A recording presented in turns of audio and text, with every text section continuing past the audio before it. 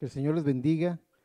En este día quiero compartir con ustedes un mensaje que Dios ha puesto en mi corazón que lleva por nombre el aposento alto. Hoy quiero hablarles de este camino que nos lleva hacia el aposento alto. Para ello quisiera invitarlos a que vengamos a la palabra del Señor en el libro de Hechos. Vamos a tener dos lecturas, primero en Hechos 1 y luego en Hechos 2. En Hechos 1 vamos a buscar los versos 12 hasta el verso 14. Y en Hechos 2 vamos a leer del 1 hasta el verso 4. Espero que el Señor esté bendiciendo sus vidas y que en este día la palabra del Señor pueda hallar nido, hallar un espacio en su corazón. Espero que usted abra su corazón y reciba el tesoro de la palabra de Dios. Dice así la palabra de Dios. Entonces volvieron a Jerusalén desde el monte que se llamaba del Olivar, el cual está cerca de Jerusalén, camino de un día de reposo. Y entrados subieron al aposento alto, donde moraban Pedro y Jacobo, Juan, Andrés, Felipe, Tomás, Bartolomé, Mateo, Jacobo hijo de Alfeo, Simón el celote y Judas el hermano de Jacobo. Todos estos perseveraban unánimes en oración y ruego con las mujeres y con María, la madre de Jesús, y con sus hermanos. Ahora quiero que vayamos, por favor, a Hechos 2, del verso 1 al verso 4, que es una lectura bien conocida. Dice así la palabra de Dios, Hechos 2:1. Cuando llegó el día de Pentecostés, estaban todos unánimes juntos, y de repente vino del cielo un estruendo como de un viento recio, que soplaba, el cual llenó toda la casa donde estaban sentados.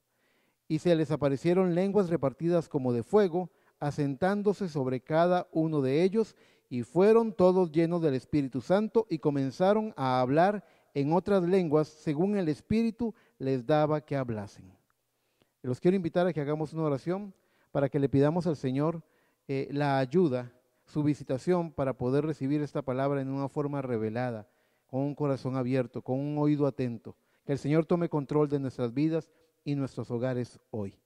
Amado Padre Celestial, en esta hora te presento la palabra, Señor, que ha sido leída. Te pido que tú la abras, te pido que seas tú el expositor, el maestro que nos dé esta escuela dominical en esta mañana.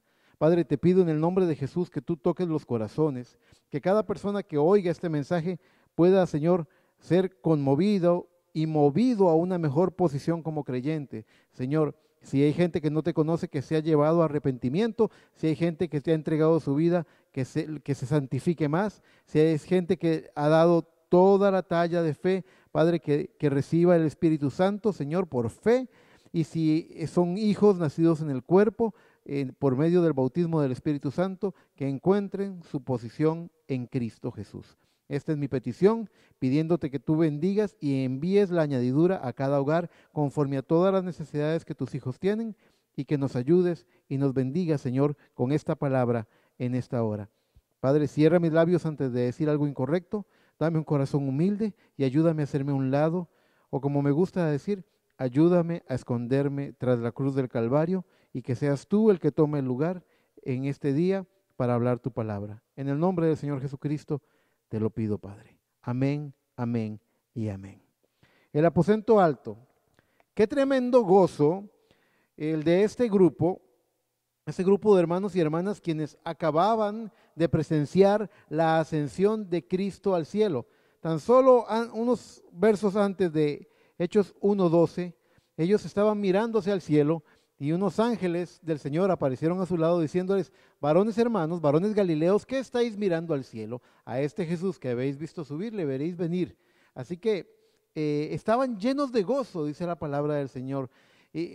Quiero que piensen, quiero que se pongan en las sandalias de estos creyentes y que se pregunten, ¿qué más podría vivir un creyente? ¿Qué podría haber más allá de una experiencia como esta?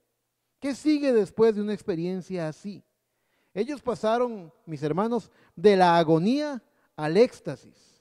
Voy a hacer un pequeño recuento de algunos hechos fundamentales en el recorrido durante 3 años y medio del ministerio mesiánico, el ministerio de los días de Dios hecho carne en la persona de Cristo.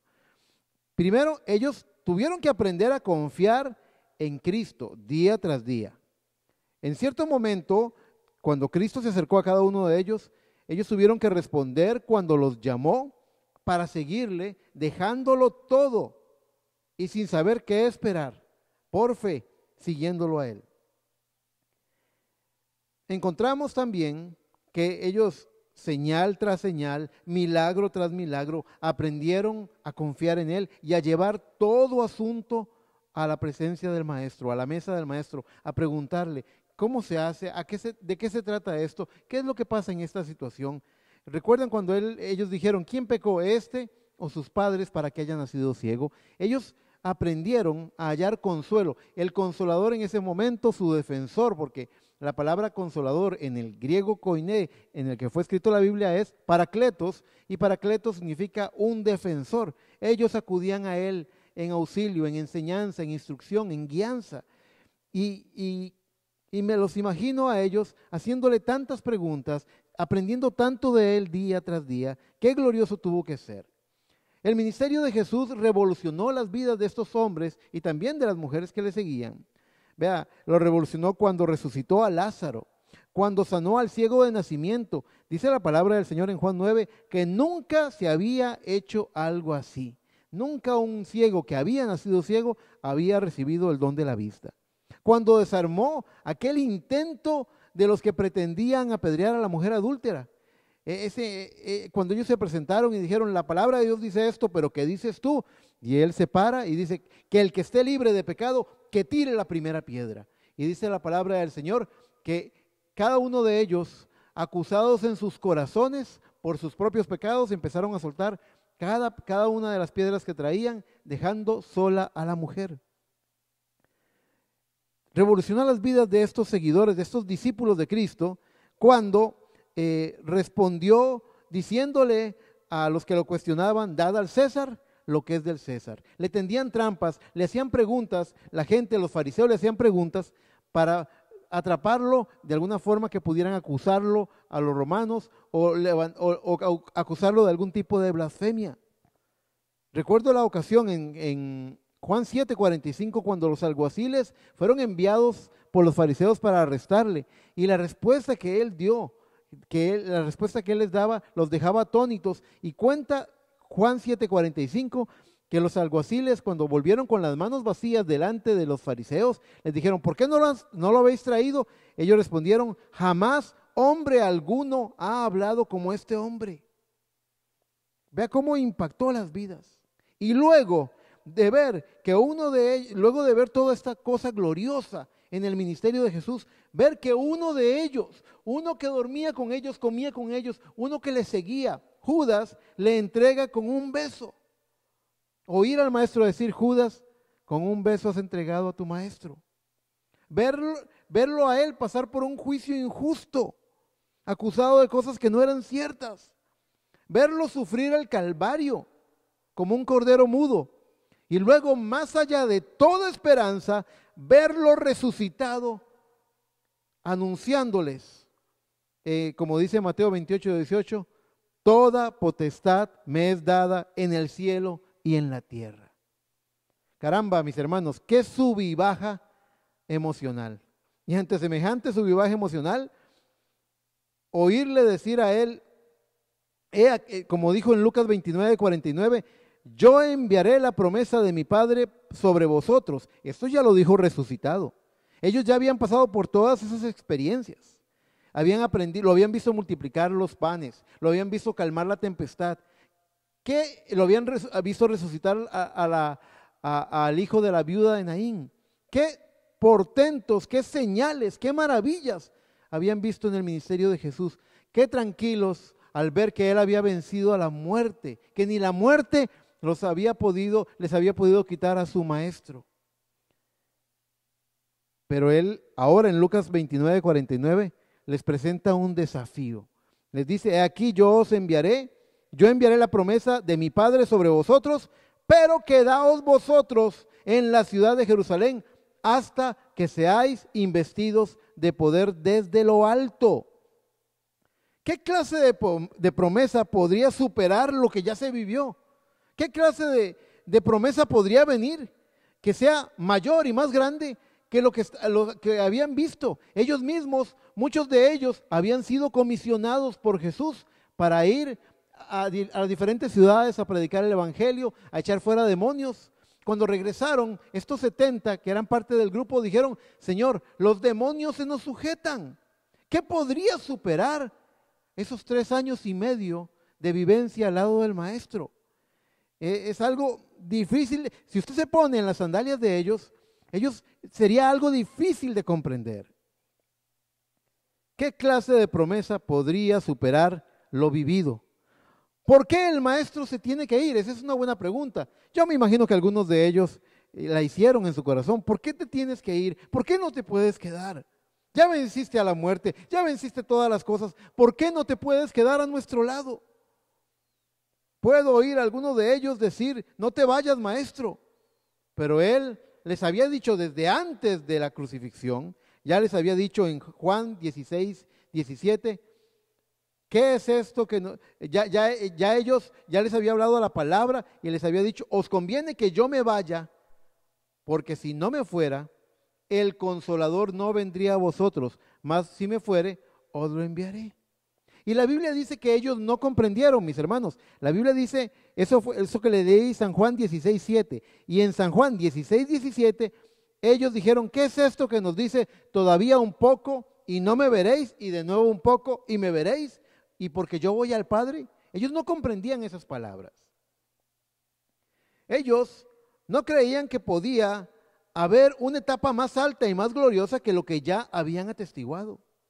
Pero había cosas que Cristo no podía decirles, y no era por falta de tiempo, era porque tenían que ser llevadas dentro de la vida del creyente en revelación. No eran cosas que pudieran decirse al aire con palabras, eran cosas, verdades profundas que tendrían que ser reveladas en el interior del creyente. Por eso Cristo dijo en San Juan 16, 12, aún tengo muchas cosas que deciros, pero ahora no las podéis sobrellevar, pero cuando venga el Espíritu de verdad, ese Consolador prometido, Él os guiará a toda la verdad.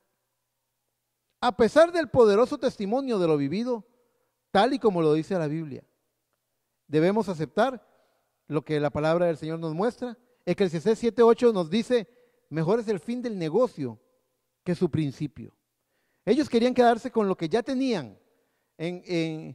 Existe un refrán por ahí que dice: mejor pájaro en mano que 100 volando.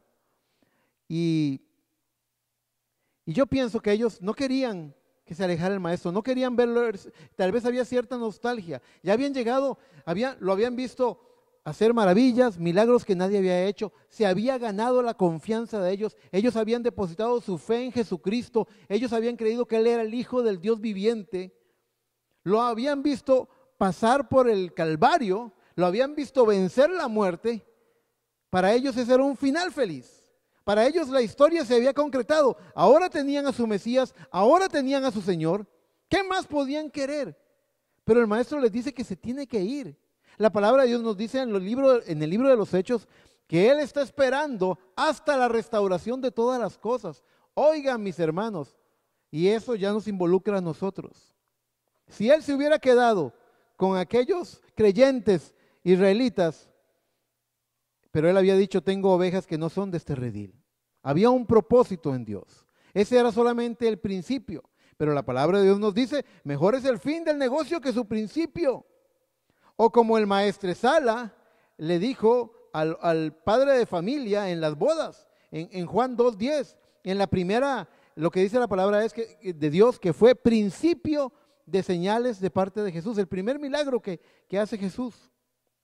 En San Juan 2:10, el maestresala le dijo: todo hombre sirve primero el buen vino, y cuando ya han bebido mucho, entonces el inferior, mas tú has reservado el buen vino hasta ahora. Así es nuestro Dios. Él ha reservado lo más glorioso para el final.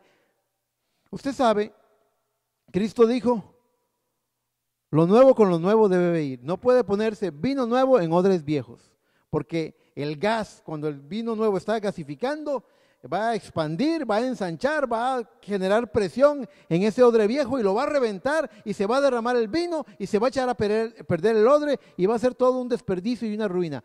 El vino nuevo debe ponerse en nuevos odres. ¿Y cómo le cuesta al creyente entender que cada día que usted ha tenido una gloria, vienen glorias futuras mayores, de que somos llamados a una fe más alta, de que somos llamados a dar pasos de fe avanzando hasta el encuentro con Jesús en los aires, que la mejor parte aún está por venir? Yo quiero que su corazón tenga esperanza sabiendo que lo más glorioso todavía está por venir. Para este mundo habrá juicios, habrá castigos. Para este mundo habrá un estremecimiento. Este mundo se está calentando porque porque la palabra de Dios lo dice en la epístola de Pedro. El primer mundo fue anegado por agua. Ustedes saben, Dios bautizó con un diluvio a su creación, lo pasó por justificación. Luego hizo que la sangre de su Hijo Jesucristo se derramara en tierra, santificándola con la sangre. Santificación, la segunda etapa de la gracia. ¿Y cuál es la tercera etapa? El fuego. Está reservado para este mundo el fuego. Dios va a castigar, a destruir este mundo, porque está prometido que viene un cielo nuevo y una tierra nueva. Es mejor el final del negocio que su principio. El mejor vino ha quedado para el final de esta fiesta de las bodas del Cordero, mis hermanos. Espero que usted se esté gozando con estos pensamientos. Así es nuestro Señor, que ha reservado lo más glorioso para el final. Vino nuevo en odres nuevos. Espero que usted sea una persona nacida de nuevo. Espero que usted haya dejado esa vieja mentalidad afuera. Espero que usted haya hecho caso de lo que dijo San Pablo cuando dijo: despojaos del viejo hombre y revestidos del nuevo, hecho según el diseño de Dios, según Jesucristo. Fíjese que hablando de esto, de la actualidad, de ir avanzando de gloria en gloria, en los días de Pablo, el anhelo de Pablo era hablar de Melquisedec. Ustedes pueden ver ahí por Hebreos 11 que Pablo dice acerca de esto: se nos ha hecho difícil de explicar porque os habéis hecho tardos para oír, porque debiendo ser ya maestros, tenéis necesidad de leche. Él estaba hablando de que no habían madurado para recibir. ¿Y saben de qué quería hablarles él en Hebreos 5:11? Si usted revisa unos cuantos versos antes de Hebreos 5:11, él les estaba hablando de Melquisedec. Él quería hablarles de Melquisedec. Él quería entrar en ese misterio. Él quería llevarlos a una palabra más alta. Pero ¿sabe una cosa? Yo creo que Pablo era un hombre de otro tiempo. Era un hombre del futuro. Porque fue en este tiempo cuando Dios envía a un profeta con un mensaje y viene y predica: ¿quién es este Melquisedec? Según el sacerdocio de Melquisedec, sin principio de vida ni fin de días. Estamos hablando de Jesucristo en persona, hecho sacerdote según el orden de Melquisedec. Aquello de lo que quería hablarles Pablo a ellos, pero no podía porque ellos no estaban preparados para oírlo. Vea, ojalá usted pueda ver que es siempre lo mismo en cada edad. Vea Jesús diciéndoles: todavía tengo muchas cosas que deciros, pero no las podéis sobrellevar. Y vean a Pablo diciendo: debiendo ser ya maestros, tenéis necesidad de leche. Esto se ha hecho difícil de explicar por cuanto os habéis hecho tardos para oír. ¿Creería usted que está pasando lo mismo en este tiempo del fin? Por supuesto que sí. En ese tiempo del fin la exigencia es más alta. No estamos aquí para la operación arroz y frijoles. No estamos aquí para afanarnos en las cosas de esta vida. Estamos aquí para cumplir la profecía de la manifestación gloriosa de los hijos de Dios. Estamos aquí para brillar con la luz de la palabra. Es hora de abrir el corazón. Es hora de atender a la palabra. Es hora de captar la visión que Dios tiene para nosotros. El anhelo de Pablo por hablar de Melquisedec en Hebreos 5:11, y hoy Dios envió a un profeta para hablarnos de esas cosas altas, profundas. Nos dio un mensaje. Durante los 10 días siguientes, observe esto, durante los 10 días siguientes al mandato de Jesús, cuando ellos permanecieron en el aposento alto 10 días que esperaron. En el Calvario hubo una serie de cosas, antes del Calvario, hubo una serie de cosas que tenían que alinearse. Y esos 10 días servían como una preparación. Esos 10 días no fueron días de tirarse en la cama y andar con pijamas y pantufla. No, esos 10 días eran un día donde ellos tenían que hacer algo con sus vidas. ¿Recuerdan ustedes, por ejemplo, cómo discutían entre sí cuando la madre de Andrés y Juan le pidió a Jesucristo que les otorgara a sus hijos el lado izquierdo y el lado derecho en su reino, que se sentaran a la izquierda y a la derecha, como dándoles mayor importancia? ¿Recuerdan cómo se enojaron aquellos discípulos? ¿Recuerdan ustedes cómo Cristo les dijo que los gobernantes se enseñorean de sus súbditos, pero que no sería así en el reino de los cielos y entre ellos, que el mayor serviría a los otros en vez de ser servido? Era porque había entre ellos pugnas, era porque había entre ellos cierto deseo de prestigio, de grandeza. ¿Recuerden ustedes cómo Cristo les enseñó que ninguno tiene mayor amor que el que da su vida por sus amigos? Los discípulos tenían problemas y cosas que superar. Pedro, el precipitado temperamental. Simón, el cananista, era un revolucionario. Tomás, el escéptico, el que decía hasta no ver, no creer. Tenían que llegar a estar unánimes juntos. Vea, otras veces lo he dicho, otras veces he hablado de este tema. Algo que me encanta del liderazgo de Dios, el verdadero liderazgo. Llevo unos días tocando el tema del liderazgo, me parece, cuando hablamos de influencia. Pero el verdadero liderazgo, el liderazgo de Dios, no es el que hace una elección de cuál es la gente más capacitada. Ya lo hemos dicho muchas veces, Dios no escoge a los capaces, capacita a los escogidos. Dios toma a los don nadie y los hace y los convierte, toma piezas de carbón bruto y los convierte en diamantes, los pule. Usted sabe, nosotros somos, según la palabra, lo vil y menospreciado de este mundo. Así en esa forma de presentar lo vil y menospreciado, yo estaba viendo que cuando un granito de arena se cuela dentro de una ostra abierta, el sistema inmunológico de la ostra empieza a lanzar nácar. El sistema inmunológico lanza el nácar para envolverla, para defenderse, para protegerse de ese grano de arena despreciable que se ha metido en su organismo. Y en este mundo vamos a ser atacados, vamos a ser perseguidos. Todo aquel que quiera vivir piadosamente, dice una de las epístolas de Timoteo, sufrirá persecución. Es una verdad de la palabra. Tenemos que pararnos por la verdad, tenemos que pararnos por Cristo, tenemos que levantar la frente en alto y caminar como hijos del Rey. Tenemos que recordar de quiénes somos hijos del Rey. Y este grano de arena, atacado y atacado, termina convirtiéndose en una perla preciosa. Esa pieza de carbón dentro de la montaña recibe el calor, el fuego volcánico. Es calentado a enormes temperaturas, recibe miles de libras de presión durante cientos de años.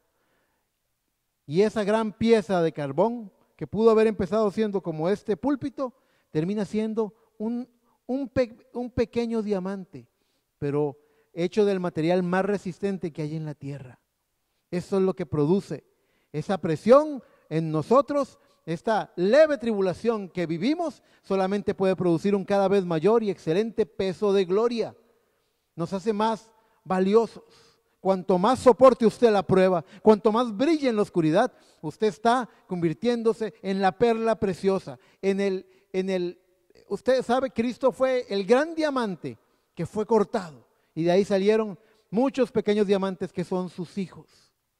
Espero que usted piense en esto. Y le decía que un líder, por ejemplo, yo lo he visto muchas veces en las empresas en las que he trabajado, cuando se va a armar un equipo de trabajo, el gerente o el jefe de ese nuevo equipo, él dice, quiero a fulanito, quiero a sutanita, quiero armar este grupo porque esta persona me sirve para esto, esta persona es muy elocuente, esta persona es muy obediente, esta persona es muy productiva, y están escogiendo a los miembros del equipo basados en las virtudes que tienen. Nadie quiere trabajar con el perezoso, nadie quiere trabajar con el bravo, temperamental, rebelde, nadie escoge a esos. Yo quiero hacer una pregunta. En Hechos 1 se cuenta que Pedro, después de la lectura, después de 1:14, la lectura que hicimos, se cuenta que Pedro habla con los otros discípulos de Cristo, con los apóstoles, y les dice, hay que reponer el lugar de Judas, que se ahorcó. Y ellos echan suertes, y ellos escogen entre un grupo de varones, y escogen a un hombre, a Matías, que es un hombre piadoso, un hombre bueno, un hombre santo. Nada en contra de Matías. No hay nada en contra de Matías. Pero ¿sabe qué? Dios no tenía escogido a Matías para ser su apóstol. Por bueno que fuera el hombre, Dios tenía a otro apóstol. Y al hombre que él escogió, nadie lo hubiera escogido. Escogió a Saulo de Tarso, perseguidor de cristianos. Que hizo, dice la palabra de Dios, Pablo dice en una de sus epístolas que él hizo blasfemar a algunos el camino de la fe. ¿Puede usted imaginarse cómo Dios escogió a eso? Él dijo que había llegado a ser como un abortivo para sus hermanos. A eso que era despreciable a los ojos, fue lo que él escogió. Y él escogió a un Pedro temperamental, y él escogió a un Tomás escéptico, y él escogió a un Simón el cananista, un revolucionario, un peleón. Él escogió eso para armar un equipo, y él logró con esos 12 alcanzar a toda la humanidad. Él oró porque él sabía, él tenía, Cristo era Dios hecho carne, y él sabía lo que iba a acontecer. Y él en Juan 17 ora diciendo, pero no solamente oro por ellos, sino también por los que creerán por la palabra de ellos. Cristo en San Juan 17 estaba orando por usted, mi hermana, estaba orando por mí y por usted, mi hermano. ¿No le da gusto saber que Cristo oró por usted? Él oró por nosotros, por los que íbamos a creer, por la palabra de ellos. Y eso es lo que tenemos aquí en nuestras manos, el testimonio de los que vieron a Jesucristo. Y encontramos que Dios arma un equipo de gente que nadie quiere, con la que nadie quiere trabajar, y tiene éxito. Ese es el mejor liderazgo, el que toma a los problemáticos, a los rebeldes, a los traumados, a los acomplejados, a los deprimidos, los toma y los convierte en diamantes, en perlas de gran precio, en los hijos de Dios. Y hoy, en este tiempo final, la mejor parte del negocio está por llegar. Hoy, en este tiempo final, el mejor vino de todos está por servirse a la mesa. Hoy se tiene que manifestar la libertad gloriosa de los hijos de Dios. Hoy nosotros tenemos que tener nuestro aposento alto. Yo tengo ese pensar. En esos 10 días, Pedro tuvo que arreglar cosas con Juan. Yo leo que en una cita al final del Evangelio de San Juan, que Pedro le pregunta a Cristo, él ve que ese chiquillo que andaba para arriba y para abajo con el maestro, Juan, porque Juan era un muchacho, cuando lo ve, le dice, Señor, ¿y qué de este? Y el Señor le dice, si yo quiero que él quede aquí hasta que yo vuelva, ¿qué a ti? ¿Qué te importa a ti? Tú sígueme.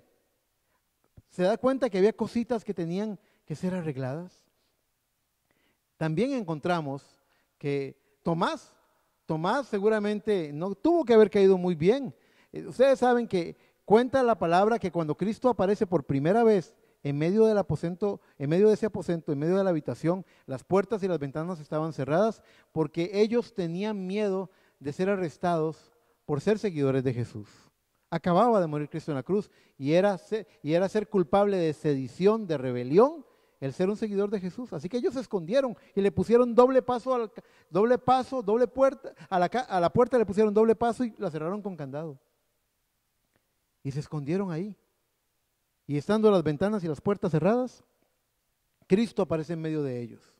Ahora, la palabra del Señor nos testifica, el Evangelio nos testifica que Tomás no estaba ahí, él había salido. Tomás, algunas versiones, algunos estudiosos dicen que Tomás es citado como Tomás el Dídimo, y la palabra Dídimo significa el gemelo. Tomás tenía un hermano gemelo, y algunos especulan que seguramente él no estaba allí, sino que se había ido a buscar a su hermano para advertirle del peligro, para que se escondiera y no fuera arrestado, por si lo estaban confundiendo con él, con Tomás.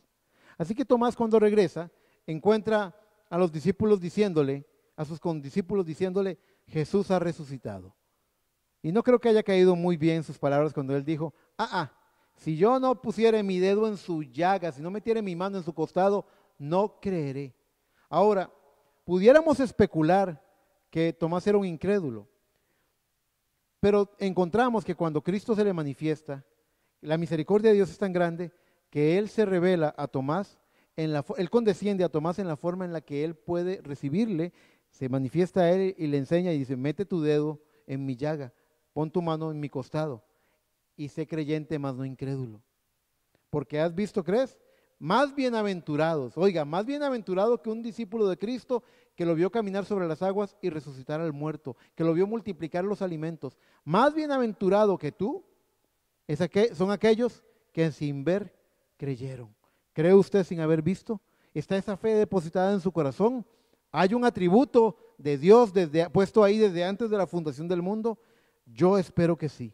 Yo espero que le esté hablando a la simiente predestinada, a la simiente de Abraham, a los hijos de promesa. Hermanos, encontramos que Dios armó ese grupo, pero hay un gran cambio. Yo leo en los evangelios que ellos discutían, que ellos peleaban entre sí, que muchas veces a Cristo se le calentaban las orejas como cuando les decía, hombres de poca fe, ¿hasta cuándo os he de soportar? Tuvieron sus momentos, tuvieron sus roces, tuvieron sus luchas, tuvieron sus diferencias, mis hermanos, pero lo verdaderamente importante es que hallamos que el día de Pentecostés esas diferencias habían sido resueltas. Ellos habían llegado a una comprensión, a una aceptación, a un entendimiento. Ellos estaban unánimes juntos. El escéptico Tomás, el precipitado y rápido para hablar de Pedro y el revolucionario de Simón estaban ahora, dice la palabra que estaban todos juntos. La palabra de Dios nos explica que hay una purga, que hay una selección, porque dice la palabra que miles oyeron a Jesús predicar y miles comieron del pan que Él multiplicó y del pescado que Él multiplicó. Y también dice la palabra de Dios que 500 personas, dice el libro de Gálatas, que 500 personas fueron testigos de Jesús resucitado. Yo creería que si 500 personas lo hubieran resucitado, 500 personas hubieran perseverado en el llamado. Pero la palabra del Señor nos dice que en ese aposento alto solamente quedaron 120. El profeta dice que unos en el día 1 y en el día 2, en los primeros días dijeron, yo creo que ya lo tenemos, yo creo que lo que teníamos que alcanzar, ya lo alcanzamos. Ahora, es un buen argumento, si usted se pone a ver lo que los discípulos habían visto, lo que habían atestiguado, como dijo Juan, lo tocante al verbo de Dios, lo que vieron nuestros ojos y palparon nuestras manos. Esto os testificamos. Yo creo que algunos de ellos dijeron, ya lo tenemos, ¿qué puede haber más grande que ver a Cristo vencer a la muerte? ¿Qué puede haber más grande que eso? No, ya lo tenemos, no puede haber algo más grande. Y muchos de esos 500 no estuvieron ahí, pero esos 120 que esperaron es porque oyeron cada palabra, ellos no dejaron en caer en tierra nada de la palabra de Dios. Por favor, mi hermano, mi hermana, acostúmbrese, disciplínese, entrénese para recibir toda la palabra y no para hacer a un lado. Usted sabe, cuando al niño no le gustan ciertas cosas, algunas veces se come la chuleta y deja los vegetales. Pero nosotros somos llamados, ojalá podamos tener el carácter y el espíritu del profeta Samuel, que dice que no dejó caer en tierra ni una sola de las palabras de Dios. Espero que usted no deje caer en tierra nada de la palabra de Dios, que la reciba toda, que usted no diga, bueno, eso no es tan interesante o eso no es tan importante. No, toda la palabra es importante, toda ella es importante, toda ella nos viste, toda ella nos forma, toda ella nos entrena, toda ella nos capacita, la necesitamos toda, hasta la última tilde de la ley, la ocupamos, la amamos. Estos hombres en el aposento alto tuvieron unos 10 días para ver cómo la gente se iba, y los que quedaron tuvieron que ponerse de acuerdo. Y la palabra de Dios no miente, la palabra de Dios dice verdad. Ellos estaban unánimes juntos. Corremos un riesgo los que hemos puesto nuestra esperanza en Cristo Jesús. El riesgo es de caer en religión en vez de estar viviendo la vida de Dios. Y yo quiero que usted escuche esto, porque yo otras veces lo he dicho. La palabra de Dios dice que ellos estaban unánimes juntos. Y esa unidad y esa armonía se parece mucho a lo que dice el Salmo 133. Mirad cuán delicioso es y cuán hermoso y cuán delicioso es habitar los hermanos juntos en armonía. Es como el buen óleo que se derrama sobre la barba de Aarón. El buen óleo, el aceite del Espíritu Santo. Dice, porque allí envía Jehová bendición y vida eterna. Dice, es como el monte de Sion, es como el rocío de Hermón en el monte de Sión. ¿Sabe qué es el rocío? El rocío es miles de partículas de agua pequeñas, diminutas, que se concentran. No es un río, no es un caudal de agua junta que está arrastrando, que está llenando un cauce. No, son pequeñas partículas que la atmósfera que se ha creado, la temperatura, la hora, se hace propicio para que el rocío venga y miles de partículas se empiezan a aglomerar, se empiezan a juntar, se empiezan a unir. Y usted no está mojado, pero usted siente la frescura de ese rocío de Hermón. Eso es la novia de Jesucristo. Cuando empezamos a congregarnos en lugares celestiales, cuando empezamos a reunirnos alrededor de estas verdades, cuando empezamos a amarnos, a perdonarnos, a pensar lo mejor el uno del otro, cuando empezamos a defendernos el uno al otro, a proclamar bendiciones el uno al otro, cuando empezamos a interceder el uno por el otro y el reino de Dios se cierne en medio de sus hijos, como Él dijo, he aquí el reino de Dios está en medio de vosotros y esto los envuelve y esto los junta y esto los atrapa. Es como el rocío de Hermón, porque allí dice, es como el rocío de Hermón, como el monte de Sión, porque allí envía Jehová bendición y vida eterna. Y eso fue lo que ocurrió en el libro de Hechos capítulo 2, verso 1. Él envió el viento recio, Él envió las lenguas de fuego, Él envió un bautismo del Espíritu Santo, Él envió un avivamiento, Él envió una rellenura, Él envió un gozo inefable. Él les dio algo.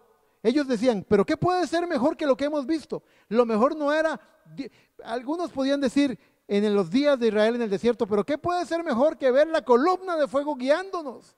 Pero llegó una etapa mejor, esa columna de fuego se metió en un cuerpo de carne, en la persona de Cristo y se dejó oír, se hizo entender.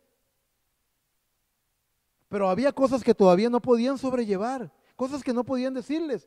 ¿Y qué podía haber mejor que tener a Jesucristo sentado a la par de uno, gozándose con las palabras, compartiendo con Él, viendo que Él era la bendición que estaban buscando? Algo más grande era ver al Espíritu que estaba en Cristo morar en el corazón suyo, en el corazón mío. ¡Qué bendición! ¡Qué promesa! Mi corazón se emociona de pensar en la tremenda hora que nos ha tocado vivir. Usted puede decir, hermano Eric, pero esto está terrible, pero aquí hay juicio, pero vea la pandemia, pero vea la economía, pero vea lo que está pasando, esto está oscuro, este es un día terrible. Sí, las estrellas se ven más claramente en las noches más oscuras. Es tiempo de brillar, es tiempo de ser lo que Dios nos ha llamado a ser, los hijos de Dios manifestados. Yo quiero que usted tenga fe. No mire lo que el mundo está mirando, vea lo que Dios está mirando. Él está viendo victoria, Él está viendo la unción, Él está viendo la palabra de esta hora, Él está viendo la promesa que Él trajo para nosotros. Toda la creación, todos los santos del pasado, dice Hebreos en el capítulo 11, para que ellos no fueran perfeccionados aparte de nosotros. Ellos están esperando que nosotros coronemos, que lleguemos a la meta, mi hermano, mi hermana. Avance, no se trabe, no se estanque, no permita que nada lo atasque, siga adelante.